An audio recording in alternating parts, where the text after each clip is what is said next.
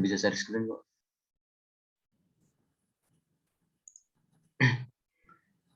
Bismillahirrahmanirrahim. Assalamualaikum warahmatullahi wabarakatuh. Kami dari kelompok 8 ingin membawakan materi tentang osiloskop.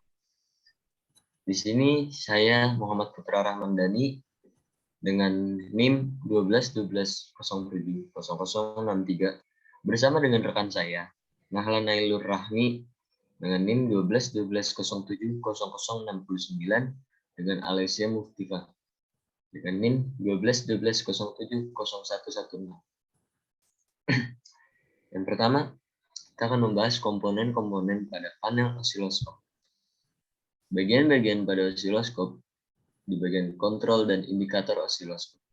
Yang pertama ada tombol power on atau off. Yang kedua ada lampu indikator. Yang ketiga ada rotation. Yang keempat ada intensity. Yang kelima ada fokus. Yang keenam ada cal. Yang ketujuh position. Nomor 8 ada invert. Yang 9 ada saklar volt atau DIV. Yang ke-10 ada variabel. Yang ke-11 ada AC/DC. Yang ke-12 ada GND. Yang ke-13 ada vertical input CH1. Ke-14 ada vertical input CH2. Yang ke-15 ada saklar mode. Yang ke-16 ada X10 mag atau X10 mag. Yang ke-17 ada position. 18 ada XY. 19 ada saklar time atau DIV. Yang ke-20 ada tombol cal time atau DIV. Yang ke-21 ada variabel. Yang ke-22 ada GND. Yang ke-23 ada tombol CHOP dan ALT. Nomor 24, yang ke-24 ada hold off. Yang ke-25 ada level. Yang ke-26 ada tombol norm dan auto. 27 ada tombol lock. 28 ada saklar coupling. Yang ke-29 ada saklar source. Yang ke-30 ada trigger alt. 31 ada slope. Yang stay. Yang kedua, kita akan membahas tentang penampilan pada layar atau pada displaynya. Jadi di osiloskop itu ada layar osiloskop, terus garis yang gambar pada osiloskop yang mewakili sinyal, garis grid horizontal, garis grid vertikal, garis tengah horizontal dan vertikal. Kemudian kami akan mengoperasikan osiloskop. Komponen utama osiloskop yaitu tabung sinar katoda atau CRT. Prinsip kerja tabung sinar katoda yaitu elektron dipancarkan dari katoda akan menumbuk bidang gambar yang dilapisi oleh zat yang bersifat fluorescent. Bidang gambar ini berfungsi sebagai anoda. Arah gerak elektron ini bisa dipengaruhi oleh medan listrik dan medan magnetik.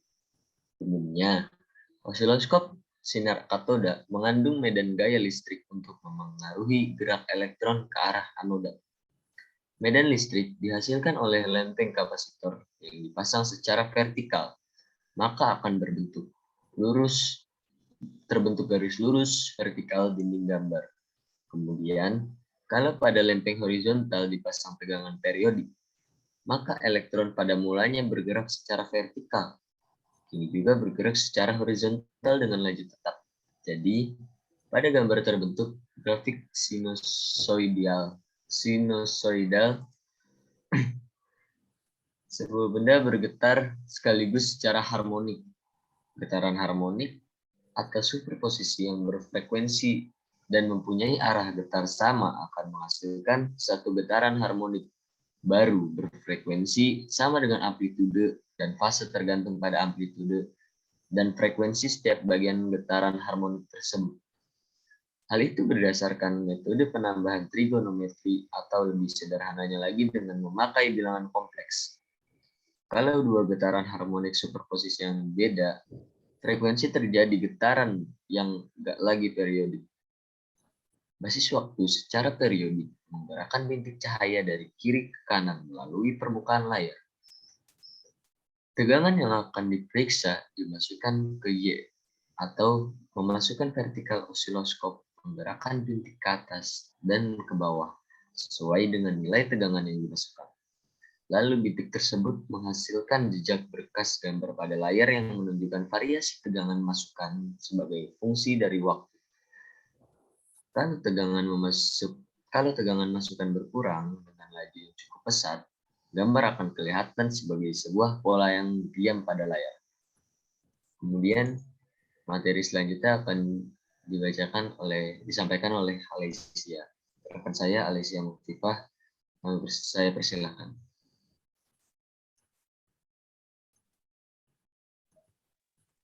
Selanjutnya membaca nilai tegangan dan frekuensi sumber menggunakan osiloskop. Yang pertama, mengukur tegangan AC dengan osiloskop. Tegangan AC atau alternating current sering dikenal juga dengan tegangan bolak-balik, merupakan listrik yang arah arusnya selalu berubah-ubah atau bolak-balik. Pada umumnya, tegangan AC berbentuk gelombang sinus. Dengan menggunakan osiloskop, kita dapat mengukur tegangan AC tersebut dan juga dapat melihat tampilan gelombang AC-nya. Sebelum melakukan pengukuran tegangan AC pada osiloskop, lakukan persiapan dengan mengatur berikut ini. Yang pertama ada on-kan osiloskop, lalu saklar time atau DIV diputar ke 5 msec atau 5 mili detik. Yang ketiga ada saklar volt atau DIV diputar ke 5 volt. Artinya satu kotak atau satu DIV pada layar osiloskop adalah 5 volt. Yang keempat, pasangkan probe pada terminal yang ingin diukur.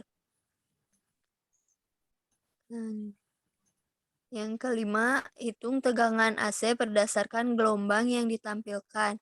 Yang keenam, tegangan puncak adalah 2 kotak atau 2 DIV. Saklar volt atau DIV yang kita setting adalah 5 volt, maka hasil perhitungannya adalah 10 volt. 2 DIV dikali 5 volt sama dengan 10 volt.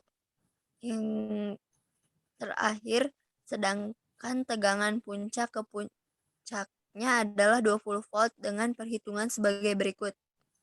4 DIV dikali 5 volt sama dengan 20 volt. Maka hasil pengukuran tegangan AC tersebut adalah 20 volt. Selanjutnya akan disampaikan oleh Nahla.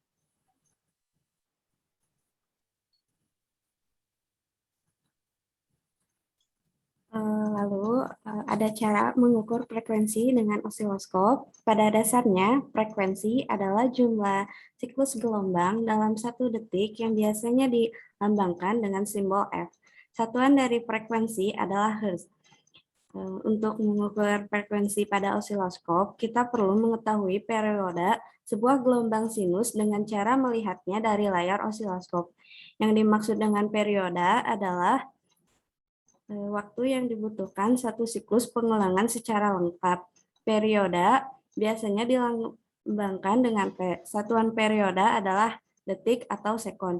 Kita dapat menghitung frekuensinya. Lalu ada rumus menghitung frekuensi sama dengan 1 per T, di mana F sama dengan frekuensi dalam satuan Hertz, T periode dalam satuan second atau detik. Cara perhitungan periode adalah mengalikan jumlah divisi satu siklus gelombang dengan nilai waktu yang disetting pada saklar time atau DIV.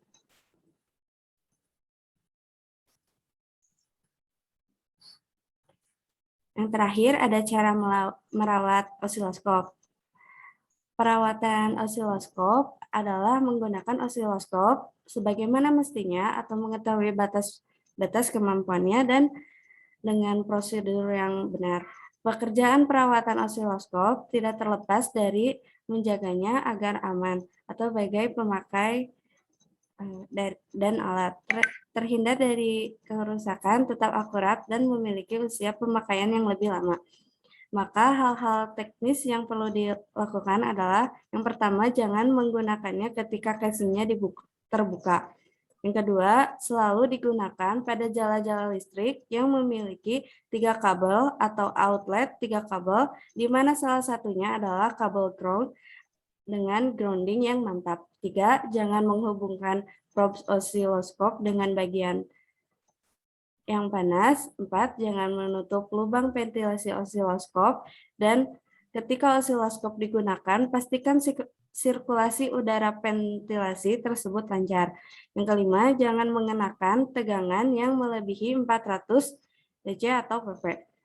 Yang keenam, hindarkan dari terkena cahaya matahari langsung, kelembaban dan suhu tinggi, getaran mekanik, serta medan magnet dan medan listrik kuat, motor, power supply besar, transformator. Yang ketujuh, dalam penggunaannya, ground pada probe harus selalu dekat dengan titik yang diukur atau dideteksi, agar terhindar dari efek looping. Yang ke-8, selalu memeriksa trace rotation probe dan ketepatan kalibrasi dengan cara yang benar. Sekian dari presentasi dari kelompok kami. Kurang lebihnya mohon maaf. Wabillahi taufiq wal hidayah. Wassalamualaikum warahmatullahi wabarakatuh.